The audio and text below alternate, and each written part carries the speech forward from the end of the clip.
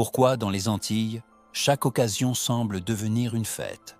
Carnaval, yole, fête patronale, vidé, gwoka, zouk. Vu de l'extérieur, on pourrait croire que les Antillais aiment simplement s'amuser plus que les autres. Mais ce n'est pas la vraie raison. En réalité, derrière cette culture de la fête se cache une histoire de survie, de résistance et de liberté que peu de gens connaissent. Si la fête n'était qu'un divertissement, pourquoi occupe-t-elle une place aussi centrale dans la culture antillaise? Pourquoi des milliers de personnes se mobilisent pendant des mois pour préparer un carnaval qui ne dure que quelques jours? Pourquoi les courses de yole attirent-elles des foules immenses? Pourquoi la musique est-elle partout? Pour comprendre, il faut remonter plusieurs siècles en arrière. Pendant l'esclavage, les personnes réduites en servitude étaient privées de presque tout: leur liberté, leur identité, leur langue, leur famille parfois. Pourtant, une chose demeurait difficile à contrôler: la musique, la danse et les rassemblements. Les chants permettaient de transmettre des messages. Les tambours créaient du lien.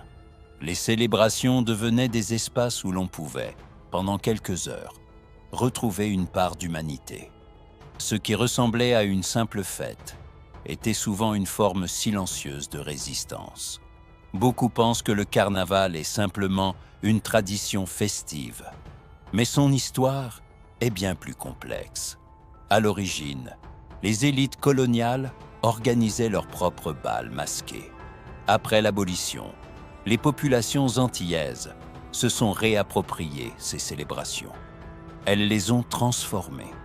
Les masques sont devenus des symboles. Les défilés sont devenus des espaces d'expression populaire. Le carnaval est alors devenu un immense moment de liberté collective. Il existe une autre raison souvent ignorée. Dans les îles, la solidarité est essentielle. Les communautés ont longtemps dû faire face aux cyclones, aux crises économiques et à l'isolement géographique. Faire la fête ensemble n'est pas seulement une activité sociale. C'est une manière de renforcer les liens, de rappeler que personne n'est seul. Derrière chaque fête se cache souvent un besoin profond de communauté. Prenons l'exemple des yoles en Martinique. Beaucoup voient simplement une compétition sportive. Pourtant, ces embarcations racontent l'histoire des pêcheurs qui affrontaient la mer chaque jour. Aujourd'hui encore, les courses rassemblent toute une population autour d'un héritage commun. Ce n'est pas seulement une course, c'est une célébration de l'identité. Les chercheurs ont observé quelque chose d'intéressant. Lorsque des personnes chantent, dansent ou célèbrent ensemble, leur cerveau libère davantage d'endorphines et d'ocytocine. Ces substances renforcent le sentiment d'appartenance et de bien-être.